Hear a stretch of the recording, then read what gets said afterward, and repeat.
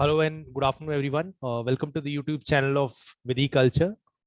Today we are here with another session on DU LLB previous year paper discussion. आज हम discuss करेंगे DU LLB के previous year paper को 2021 का जो पेपर हमारे पास आया था उसका हम आज डिस्कशन करेंगे. That what were the questions from the legal aptitude asked in the 2021 examination of the DU LLB entrance examination.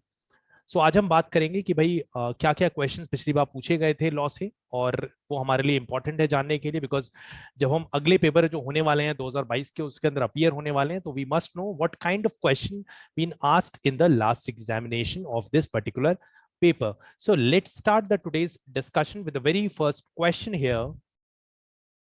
So when we look at the first question being asked in the previous paper of the DU LLB entrance examination, this is the word except the state of Jammu and Kashmir have been omitted in section 1 of the IPC 1860 by.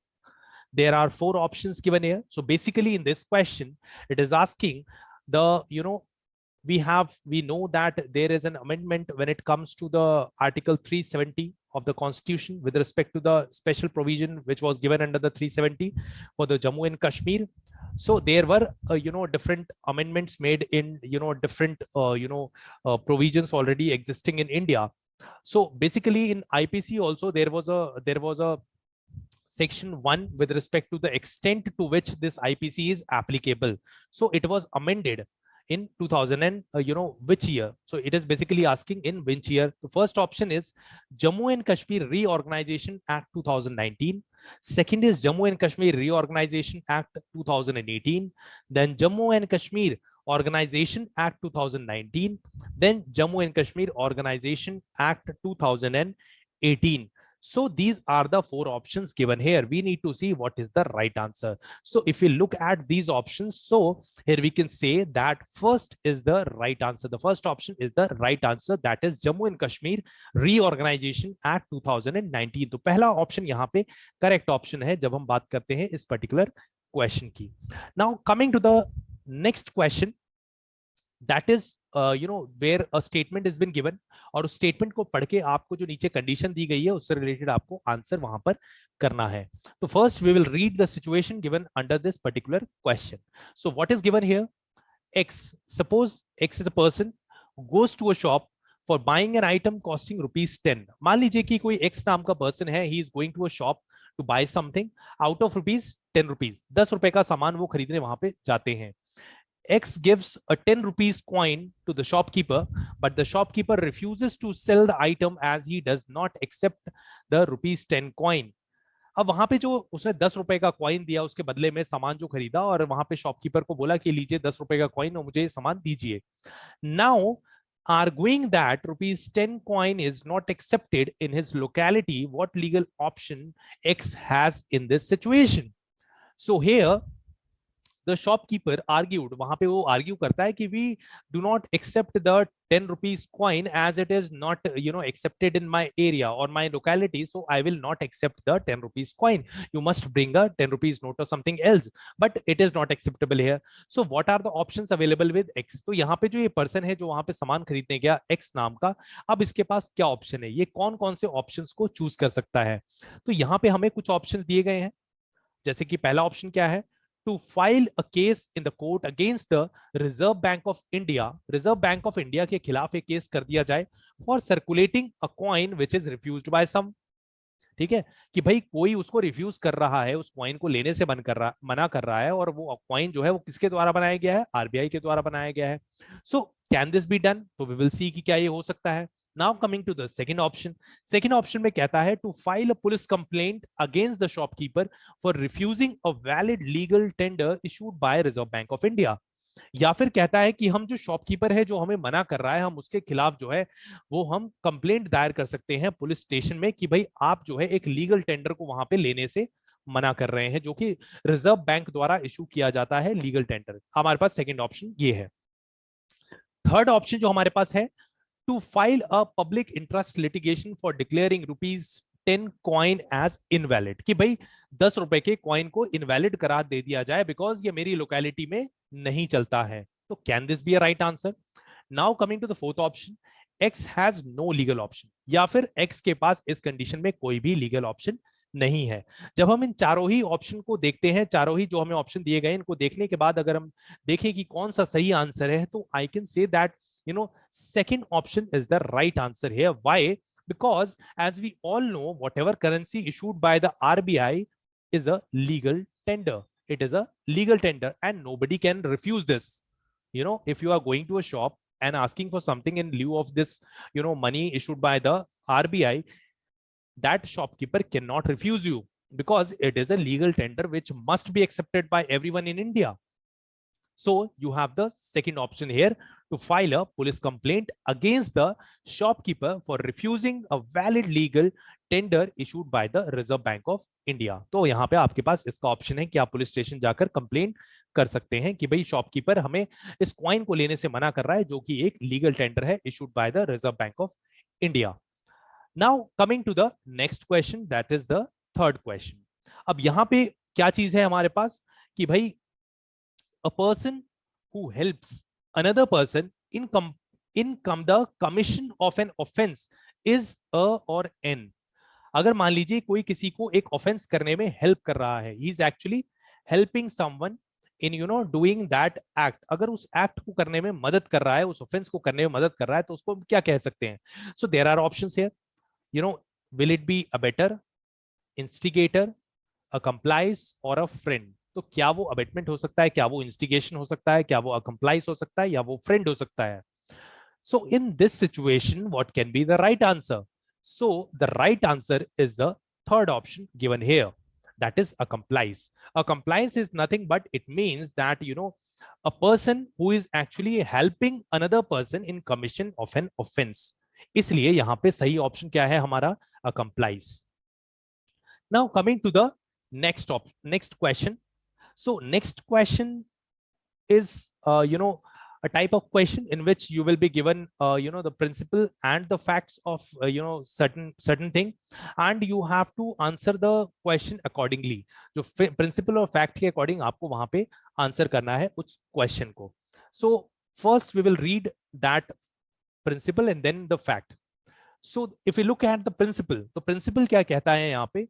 Whoever causes death by doing an act with the intention of causing death, अगर कोई किसी की death कर देता है, किसी को मार देता है जान से, by doing certain act, ऐसा कुछ करके, with the intention of causing death, कि यहाँ पे उसका इंटेंशन भी ये था, उसकी यही चाहत थी कि भी सामने वाले की डेथ हो जाए मेरे एक्ट से, और with the intention of causing such bodily injury as is likely to cause death commits the offense of murder. तो बेसिकली यहाँ पे प्रिंसिपल कहता है, अगर मान लीजिए कोई किसी के साथ किसी प्रकार का एक्ट करता है जिससे कि उसको पता है कि या तो मेरे एक्ट से सामने वाले की डेथ हो सकती है, या फिर कोई ऐसी इंजरी मैं उसको दे सकता हूं ऐसे एक्ट से जिसकी वजह से उसकी मौत हो सकती है, तो ऐसे ऑफेंसेस को हम मर्डर की कैटेगरी में लाते हैं, हम कहते हैं it is a offence of murder. ये तो था प्रिंसिपल। अब हमें जो यहाँ पे प्रिंसिपल है, आंसर हमें प्रिंसिपल के अकॉर्डिंग ही करना होगा। Now we look at the fact given under this. So here a एक पर्सन है, knowing that Z is laboring under such a disease that a blow is likely to cause his death. A एक person है जिसको पता है कि Z जो है वो किसी एक ऐसी डिजीज से गुजर रहा है जिससे कि अगर उसे एक जगह पे किसी बॉडी पार्ट पे स्ट्राइक किया जाए तो उसकी डेथ हो सकती है, उसको ये बात पता है पहले से।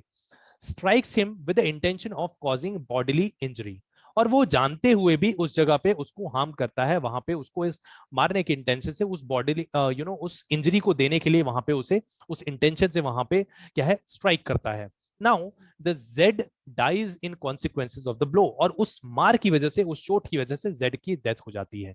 तो यहाँ पे जो A है वो किस ऑफेंस के लिए यहाँ पे लायबल होगा, या कौन से ऑप्शंस यहाँ पे जो दिए हुए हैं उसमें से कौन से एप्लीकेबल होंगे, वी विल सी हियर।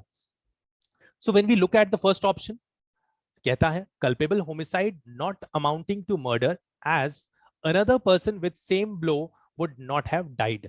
कहता है कि भाई ये जो है वो culpable homicide not amounting to murder होगा, क्योंकि यहाँ पे जो दूसरा पर्सन अगर कोई सेम तरीके से मारता या दूसरे पर्सन को सेम तरीके से मारा जाता तो वो नहीं मरता अगर नॉर्मल पर्सन को, ठीक है, तो पहला स्टेटमेंट ये है कि भाई उसका अगर किसी और को भी मारा जाता है इस तरीके तो वो तो नहीं मरता, तो why it should be considered to be a murder.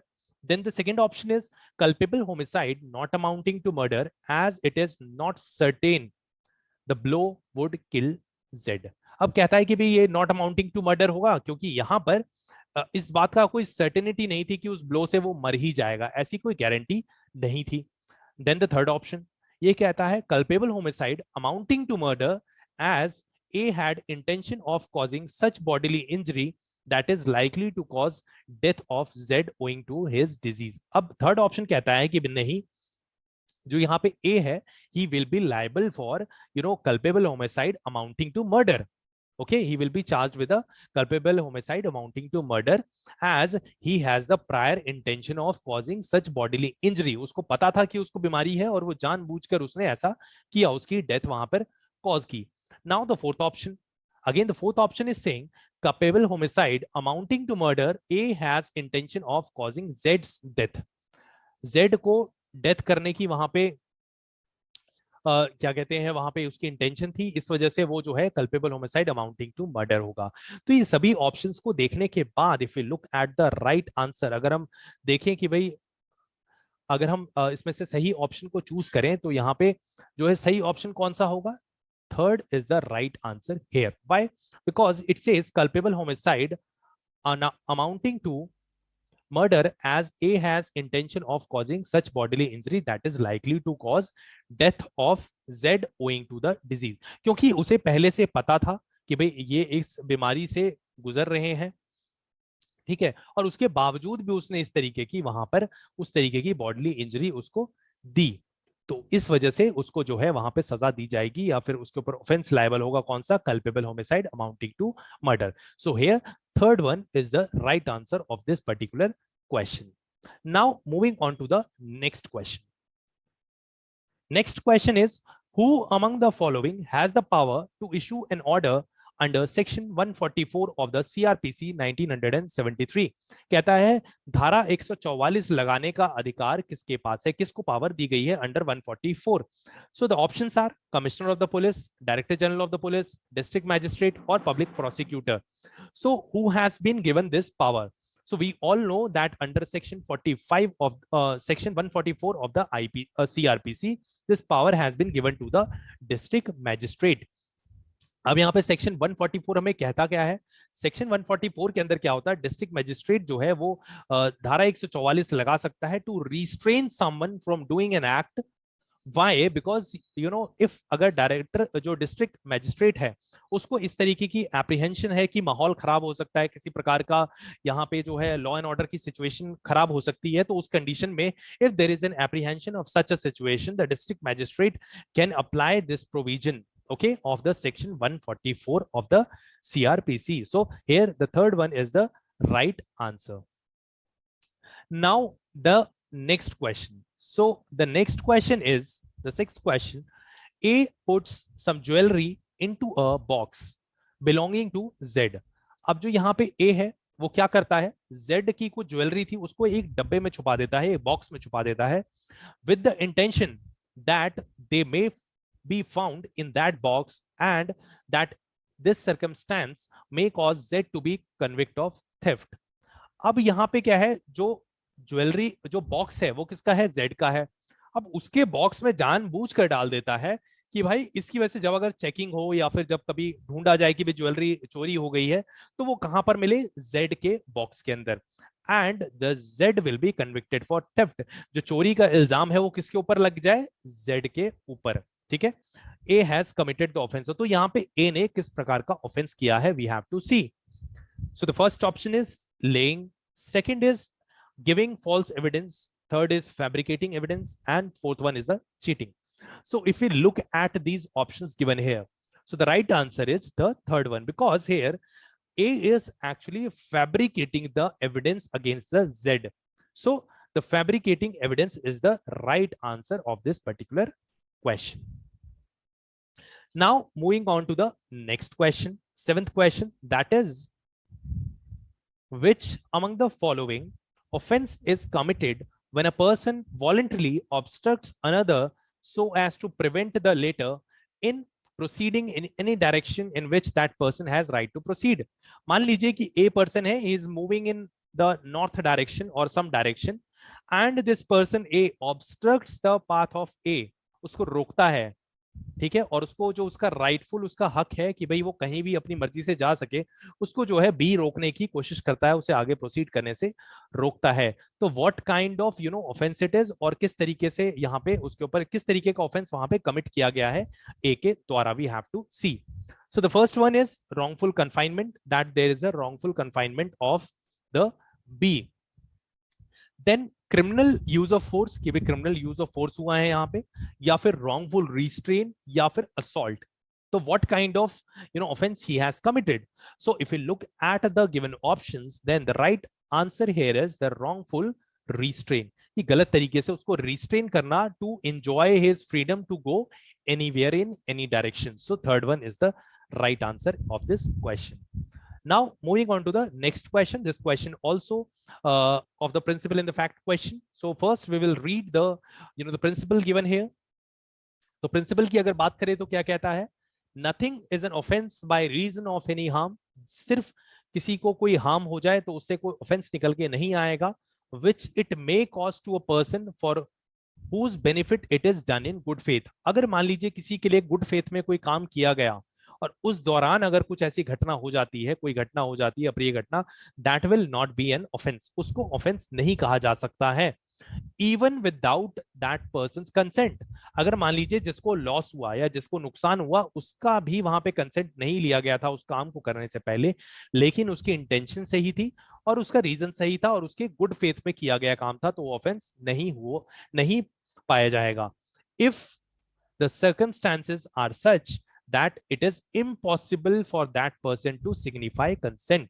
अगर सिचुएशन ऐसी थी कि वहां पे जो है कंसेंट ले पाना या कंसेंट सिग्निफाई कर पाना एक तरीके से इम्पॉसिबल था, लेकिन उसकी जान बचाना या फिर उसके लिए कुछ अच्छा करना वो भी एक जरूरी था उस टाइम पे, then that such an act will not be called as an offense. This is the principle given here. Now basically the question and the fact given under this case. So what is that? So Z is carried off by a tiger. A fires at the tiger knowing it to be likely that the shot may kill Z. अब मान लीजिए कि भी एक जो tiger है वो वहां पे है और एक आदमी है Z जो वहां पर है. अब ये एप्रीहेंशन है उसको कि जो टाइगर है वो Z को मार सकता है, and the proximity between them is very close. And now there is another person, okay, called A. So but not intending to kill Z. यहाँ पे जो इंटेंशन है वो Z को मारने की नहीं है, and in good faith intending Z's benefit. लेकिन Z के बेनिफिट को देखते हुए और गुड इंटेंशन के साथ, गुड फेथ के साथ, A's ball gives a Z a mortal wound. अब जो A है पर्सन जो फायर कर रहा है यहाँ पे, जिसने यहाँ पे फायर किया था, उसके फायर करने की वजह से क्या है, किसको चोट लगती है या किसको हार्म होता है, यहाँ पे Z को हो जाता है. ठीक है, ये पता था पहले से कि जब फायर किया जाएगा तो हो सकता है वो टाइगर को लगने के लिए, लेकिन हो सकता है भी अब वो ऐसा एक्सपर्ट ना हो या फिर दो लोग अगर भाग रहे हैं या मूवमेंट में है तो हो सकता है किसी को भी लग सकता है वहां पे, and it accidentally hits the Z, और उसको वहां पे जो है इस तरीके की लगती है जिससे कि उसकी डेथ हो जाती है, कुछ भी होता है. तो यहाँ पे क्या माना जाएगा, A has committed what kind of offence. तो यहाँ पे क्या ऑफेंस किया है, and while we are giving the options, looking at the options और giving the answer, we must take into consideration the principle given in this question, because we have to answer the question with respect to the principle only. principle के अंतर्गत ही हमें यहाँ पे answer इसको करना है. तो पहला ऑप्शन क्या है, ऑफेंस होगा, offence as A's ball has given a Z a mortal wound, कि भाई उसने इस तरीके से हार्म किया तो Z ऑफेंस यहाँ पे कमिट कर रहा है. Then offence as he knew the shot may kill Z. अब यहाँ पे उसका ऑफेंस इसलिए हो सकता है क्योंकि उसे पता था, हो सकता है ये गोली या जो शॉट है वो किसको लग सकती है, Z को भी लग सकती है, ये बात उसको जानकारी में थी. Then offence as A did not fire for the benefit of Z. अब ऑफेंस इस वजह से भी है क्योंकि A ने Z के बेनिफिट के लिए फायर नहीं किया था, ऐसा ये ऑप्शन कहता है. Then the fourth one is no offence as A fired at tiger in good faith for the benefit of Z and did not intend to kill Z. अब फोर्थ ऑप्शन क्या कहता है, दैट यहाँ पे कोई भी ऑफेंस कमिट नहीं हुआ है, बिकॉज A ने जो फायर किया वो टाइगर पे किया था इन good faith for the benefit of Z, Z को बचाने के लिए उसने किया था, उसकी इंटेंशन जेड को मारने की नहीं थी।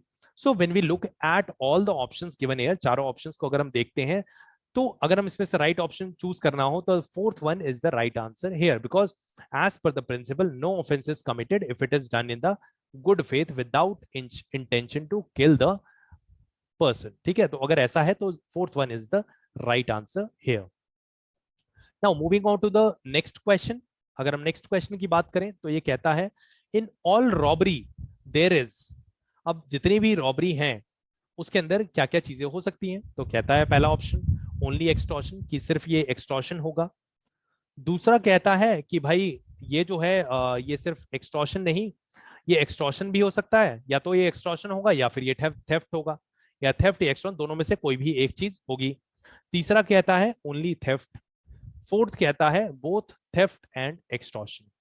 तो दोनों चीजें तो नहीं हो सकती हैं, but yes if we look at the options and the provisions of the robbery, then second is the right answer here because it can be either theft or extortion. So to answer such questions, अब इस तरीके के अगर हम answers को यहाँ पे हमें जवाब देना है तो we must understand the difference between the theft, extortion, then robbery and dacoity. अगर हमें इनका डिफरेंस पता है, if we know the difference of these terms, then we can answer any question with respect to such statements. अगर ऐसी कोई भी statement दी जाती है तो उसका आंसर हम इजीली कर पाएंगे अगर हमारे पास यहाँ पे इसकी जानकारी है कि क्या क्या चीजें, क्या क्या कंडीशन इन सभी में होती है। And if we look at the the conditions, अगर हम बात करें कंडीशन की क्या क्या कंडीशन हो सकती है, if I discuss here, then first कुछ चीजों को हमें कंसिडर करना पड़ता है। अगर हम बात करें जब कंसेंट की, तो भाई कंसेंट किस में होता है और किन केसेस में नहीं होता है, अगर हम इसको देखना चाहें तो जब हम बात करें कि भाई थेफ्ट की, अगर हम बात करें थेफ्ट की, तो थेफ्ट जब चोरी होती है तो चोरी के अंदर कंसेंट का कोई रोल नहीं है, उसमें आप पूछ के थोड़ी चोरी करते हैं। You can not ask someone कि भाई मैं चोरी कर लूं, तो in theft there is no meaning of consent, you don't take consent before doing that. And in the case of extortion, there is definitely a consent. Consent हो सकता है, हो भी सकता है, नहीं भी हो सकता है extortion के अंदर। ठीक है, when we talk about the extortion, लेकिन extortion में किस तरीके का consent होता है, वो होता है wrongful consent। ठीक है, गलत तरीके से लिया गया कंसेंट होता है एक्सटॉर्शन के अंदर। आप किसी को डरा कर धमका कर उसको लेते हैं। ठीक है, उसको जो भी कंसेंट आपने लिया उसको डरा धमका कर लिया जाता है। देन जब हम बात करें offences like robbery and dacoity की, तो वहां पे हो सकता है या तो फिर कंसेंट है कि भाई आपको डरा दिया गया, आपको बोला कि डेकॉइटी हो रही है, या फिर बिल्कुल कंसेंट नहीं है, दोनों चीजें हो सकती हैं। दूसरी जो चीज है जो हमें यहाँ पे देखनी होती है वो होती है किस तरीके की प्रॉपर्टी है। तो जब हम बात करेंगे थेफ्ट की, when we talk about the theft, तो थेफ्ट में हमेशा जो प्रॉपर्टी है वो मूवेबल होती है। चोरी मान लीजिए पर्स की हो सकती है, पैसे की हो सकती है, कॉइन की हो सकती है, किसी सामान की हो सकती है, लेकिन कभी भी ऐसा नहीं कि किसी घर की चोरी हो जाए, हाउस। ठीक है, तो घर की चोरी को उठा के नहीं ले जा सकता है किसी का, तो theft is always about the movable things. But when it comes to the other things like there is when we talk about the extortion और समथिंग, तो it can be immovable property, और जो भी है गलत तरीके से किसी के जो है घर है या उसको एक्सटॉर्ट किया जा सकता है, उससे जबरदस्ती जो पेपर्स पे साइन कराया जा सकते हैं, इस तरीके की चीजें बाकी चीजों में हो सकती है। तो it is about the the property की किस तरीके की प्रॉपर्टी है, इमूवेबल है या मूवेबल है। Then the use of force, कि भाई किन चीजों में यूज ऑफ फोर्स होता है, फोर्सफुल तरीके से किया जाता है या नहीं किया जाता है। तो बाकी सब चीजों में हो सकता है, लेकिन थेफ्ट के अंदर कोई भी फोर्सफुल चीज नहीं होती है, क्योंकि थेफ्ट में तो जब सामने वाले को आप बता ही नहीं रहे हैं तो किसी भी तरीके का फोर्स यूज करने की कोई बात नहीं है। तो in theft there is no force, but in other cases there can be certain force which has been involved. Then when it comes to the the number of persons involved, ठीक है, जब हम बात करेंगे भी कितने लोग इन्वॉल्व होते हैं, ठीक है, द नंबर ऑफ पर्संस, ठीक है, नंबर ऑफ पर्संस इन्वॉल्वड। तो जब हम बात करें थेफ्ट की, रॉबरी की, एक्सटॉर्शन, तो वो तो क्या है, मान लीजिए थेफ्ट, रॉबरी, एक्सटॉर्शन, ये सब चीजें तो कोई एक आदमी भी कर सकता है, एक से ज्यादा भी कर सकता है. But when it comes to the dacoity, dacoity जब भी कमिट होगी, ठीक है, whenever there is a dacoity, at least 5 लोग होने चाहिए, 5 या 5 से ज्यादा लोग उसमें होंगे, तभी वो उसे डेकॉइटी की कैटेगरी में लाया जाएगा. तो ये सारी चीजें जब हम इस तरीके के क्वेश्चन सॉल्व करेंगे तो जरूरी है. यहाँ पे हमें इस क्वेश्चन के अंदर इतना जरूरी नहीं था, but we must know about it because in the next paper, coming paper, you know, things can change और they can just change the statement and give the question. So it is very important to get into account all these information. So now coming to the next question. So in this question, it is said criminal procedure falls under which of the following list of the Indian Constitution? भारतीय संविधान के किस list के under जो है यहाँ पे criminal procedure जो है वो फॉल करता है? Is it state, union, concurrent और list of states? तो in which list it falls? तो यहाँ पे करेक्ट ऑप्शन है concurrent list. In concurrent list, and these list are given under which schedule of the constitution? It is schedule 7 of the constitution of India. It is given the 3 list. ठीक है, तीनों list जो है, चाहे वो centre, state और union, state and concurrent list. और concurrent list में चाहे वो यूनियन गवर्नमेंट हो या फिर वो स्टेट गवर्नमेंट हो, दोनों ही जो है लॉ बना सकते हैं, चेंजेस कर सकते हैं, सारी चीजें कर सकते हैं. लेकिन अगर सेम सब्जेक्ट पे दोनों बनाएंगे then definitely it is the union government law which will prevail, जो कि लागू किया जाएगा. So it was about the list of this the list 3 list given under the schedule 7 of the constitution. So it was the 10 questions of the previous year 2021 which I have discussed here. So this was the part 1 of this series. In the next coming video we will also discuss about the other questions from the the legal aptitude which was asked in the year 2021. So stay with us, subscribe our channel so that you can get more information about the upcoming DU-LLB examinations. So this was it for today.